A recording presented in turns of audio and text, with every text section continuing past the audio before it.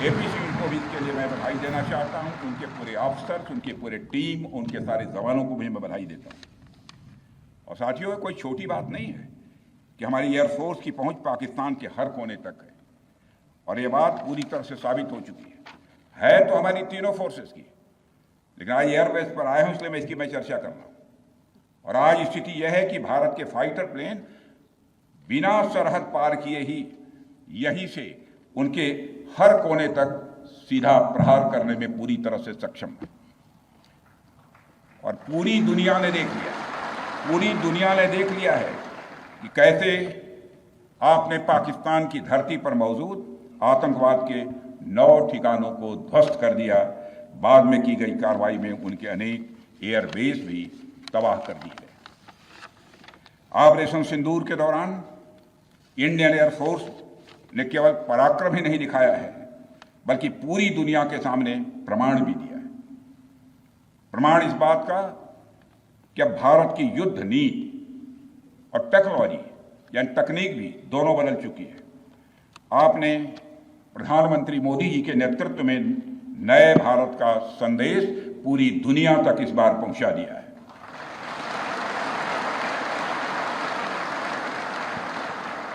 और साथियों, यह संदेश है कि अब भारत केवल विदेशों से इंपोर्ट किए गए हथियारों और प्लेटफॉर्म्स पर ही निर्भर नहीं है, बल्कि भारत में बने अस्त्र और शस्त्र भी हमारी सैन्य शक्ति का अब हिस्सा बन चुके हैं। अब भारत में बने और भारतीय हथियारों से बने हथियार भी अचूक और अभेद्य हैं। यह पूरे विश्व ने देख लिया है। ब्रह्मोस मिसाइल की ताकत को तो पाकिस्तान ने खुद स्वीकार कर लिया है। हमारे देश में एक कहावत काफी पुरानी है और वह है दिन में तारे दिखना।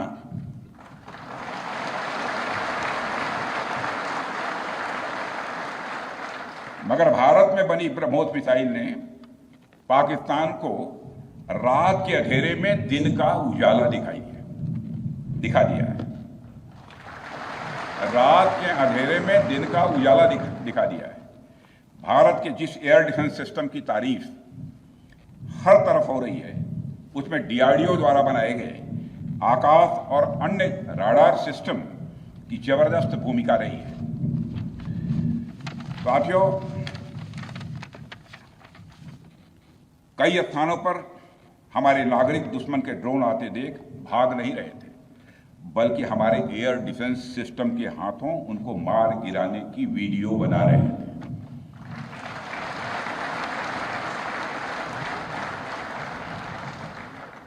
अब ड्रोन देखकर लोग भागने लगते हैं, लेकिन हमारे भारत के नागरिक वीडियो बना रहे थे। साथियों, आपने पाकिस्तान में मौजूद टेरर इंफ्रास्ट्रक्चर के खिलाफ प्रभावी कार्रवाई की है, मगर पाकिस्तान फिर से इस कोशिश में लग गया है कि ध्वस्त हुए आतंकी ढांचे को फिर से खड़ा किया जाए। वहां की सरकार पाकिस्तानी आम नागरिकों से लिया गया टैक्स जैशे मोहम्मद जैसे आतंकवादी संगठन के आका मसूद अजहर को करीब 14 करोड़ रुपए देने में खर्च करेगी, जबकि वह यूनाइटेड नेशंस डेजिग्नेटेड टेररिस्ट घोषित हो चुका है।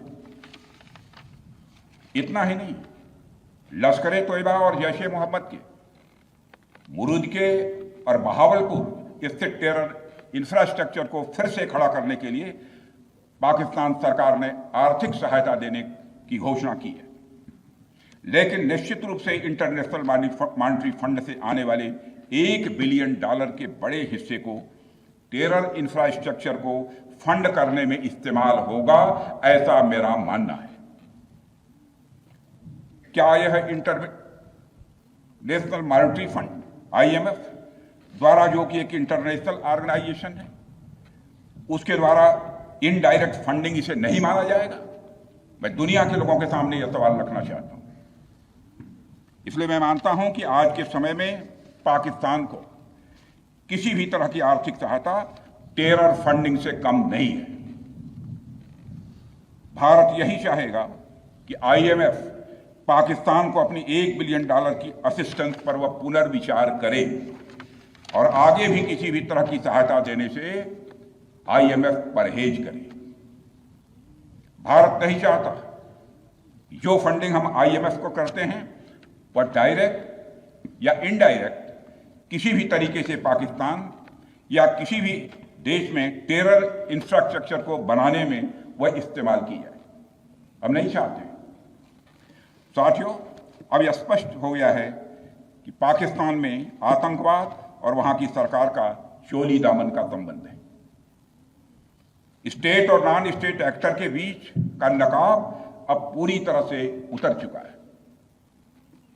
अतः इस परिस्थिति में यदि वहां परमाणु अस्त्र एटॉमिक वेपन रहते हैं तो इस बात की संभावनाओं को भविष्य में नकारा नहीं जा सकता कि कभी वो आतंकवादी तत्वों के हाथों में चले जाएं। ये सिर्फ भारत के लिए नहीं बल्कि पूरी दुनिया के लिए और पाकिस्तान की आम जनता के लिए भी एक गंभीर खतरे की बात होगी। सारे विश्व और खासकर पाकिस्तान की आवाम को यह समझना होगा कि वो कितने बड़े खतरे के मुकाम पर बैठे हैं। वो एक ऐसे बारूद की ढेर पर बैठे हैं जिसके चारों तरफ माचिसों आपस में लड़ते हुए लोग हैं। इस हालात के लिए पाकिस्तान की फौज को संदेश देना चाहूंगा, कागज का है लिबास, कागज का है लिबास, चिरागों का शहर है, चलना संभल संभल के क्योंकि तुम नशे में हो।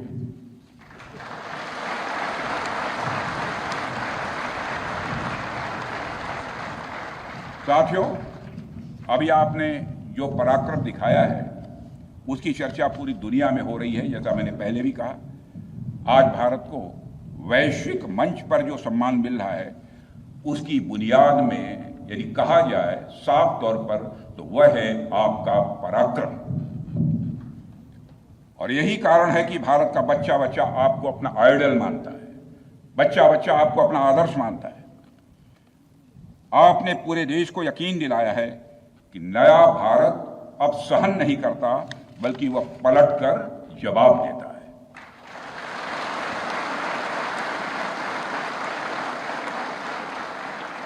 मैं चाहे जितना कुछ भी बोलूं, लेकिन मेरे शब्द आपके कार्य को मापने में असमर्थ होंगे।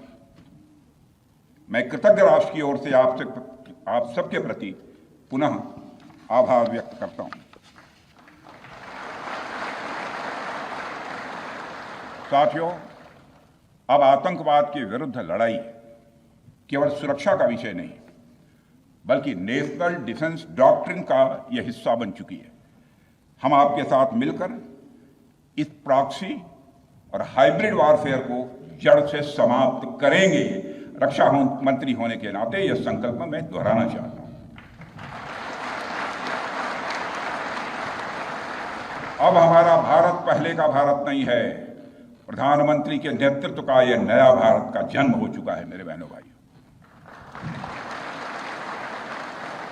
हम हमारे आराध्य श्री राम के उस मार्ग का अनुसरण करते हुए आगे बढ़ रहे हैं जिसमें वह आसुरी शक्तियों के विनाश का प्रण लेते हैं। निश्चरहीन करौ मही भुज उठाई पण कीन, अर्थात जिस प्रकार भगवान राम ने अपनी भुजाओं को उठाकर धरती को राक्षस विहीन करने का प्रण लिया था, ठीक उसी प्रकार श्री राम के आदर्शों का पालन करते हुए हमने भी आतंकवाद को जड़ से समाप्त करने का संकल्प लिया है।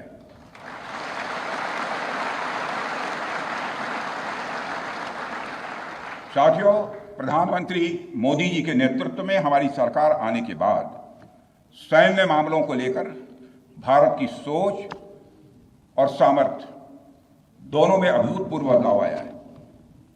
हम भगवान राम के उस सिद्धांत का पालन करते हैं, सठ संग विनय, कुटिल संग प्रीति, सहज कृपण संग सुंदर नीति, अर्थात दुष्ट के साथ विनम्रता, कुटिल के साथ सदाशयता और कंजूस के साथ उदारता का आचरण कभी भी नहीं करना चाहिए। मैं आप लोगों को भी बता रहा हूं, बल्कि सठे साठ्यम समाचरेत या टिट फॉर टैट।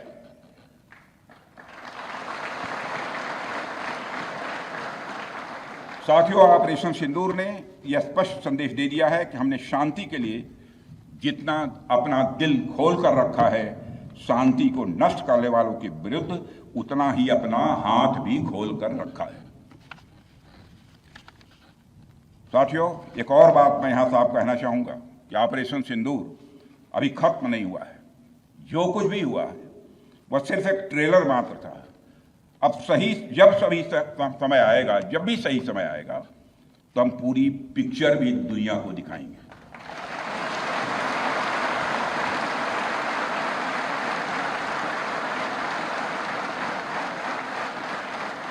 साथियों, आप सब तो जानते ही होंगे कि भारत में जब भी कोई उपद्रवी तत्व होता है जिसको लेकर यह आशंका रहती है कि यह भविष्य में कुछ उपद्रव कर सकता है, तो उसको मजिस्ट्रेट एवं पुलिस द्वारा गुड बिहेवियर के प्रोबेशन पर रखा जाता है। कोई गड़बड़ करता है तो उसको कुछ समय के लिए मजिस्ट्रेट गुड बिहेवियर के प्रोबेशन पर रखते हैं। अगर वह व्यक्ति प्रोबेशन के दौरान कोई भी शरारत करता है तो उसे उचित दंड भी दिया जाता है। ठीक उसी तरह वर्तमान सीज फायर में हमने पाकिस्तान को बिहेवियर के आधार पर अभी प्रोबेशन पर रखा हुआ है। यदि उसका बिहेवियर सुधरता है तब तो ठीक, और यदि बिहेवियर में फिर से गड़बड़ी आती है तो उसको कड़े से कड़ा दंड दिया जाएगा।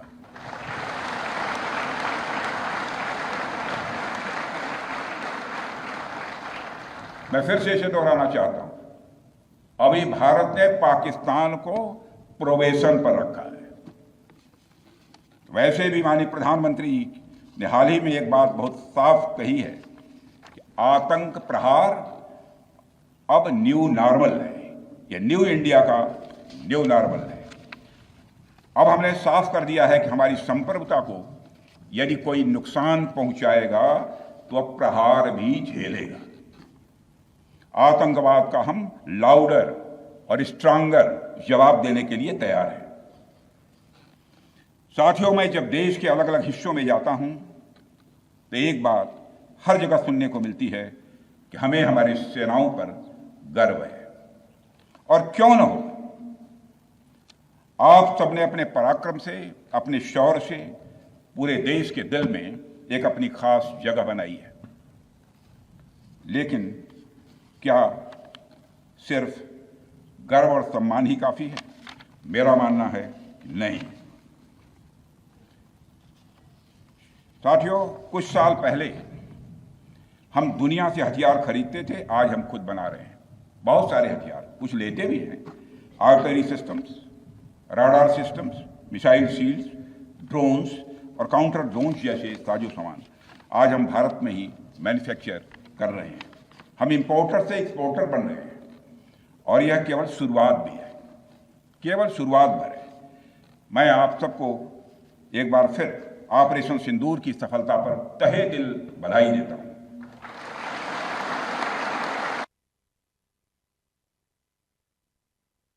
कि आपके पराक्रम ने यह दिखा दिया है कि यह वो सिंदूर है, यह वो सिंदूर है जो श्रृंगार का नहीं बल्कि शौर्य का प्रतीक है।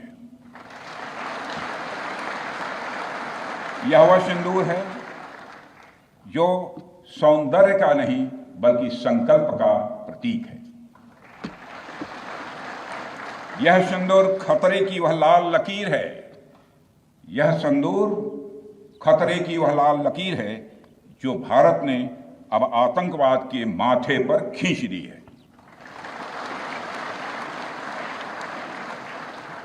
मैं इस अवसर पर साथियों आप सभी के साथ साथ देश की जनता का भी आभार प्रकट करता हूं।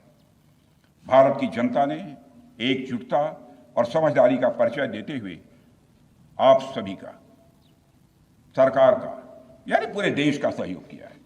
इस लड़ाई में न केवल सरकार, आर्म्ड फोर्सेस और सुरक्षा सभी नागरिक एकजुट थे और मैं कह सकता हूं कि भारत का हर नागरिक इसमें सिपाही की तरह भागीदार था।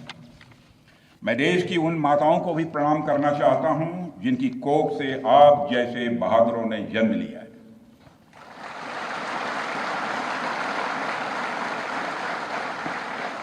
मैं उन परिवारों को भी नमन करता हूं जिन्होंने आपको पाला पोसा और बिना किसी हिचक के राष्ट्र की सेवा के लिए आपको समर्पित कर दिया।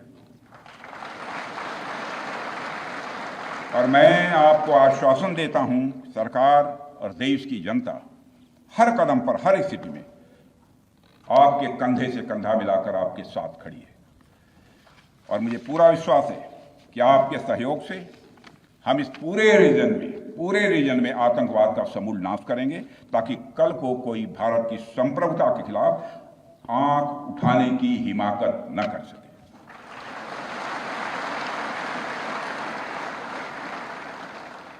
साथियों, मैं कहना चाहूंगा कि भारत की सेना जो अदम्य शौर्य दिखाया है और सरकार ने जो अद्भुत कूटनीतिक परिदृश्य बनाया है, मैं फिर से दोहराना चाहूंगा, भारत की सेना ने जो अदम्य शौर्य दिखाया है और सरकार ने जो अद्भुत कूटनीतिक परिदृश्य बनाया है, उसके आधार पर मेरे बहादुर जवानों, आप आश्वस्त रहिए कि भारत के भविष्य का सूर्य प्रखरता के साथ उदित होने वाला है और यह सब रात के टिमटिमाते हुए नक्षत्रों की तरह बुझने वाले हैं। इसलिए आज मैं कहने आया हूं, सेनानी करो प्रयाण अभय, सेनानी करो प्रयाण अभय, भावी इतिहास तुम्हारा है, सब नखत अमा के बुझते हैं, सारा आकाश तुम्हारा है।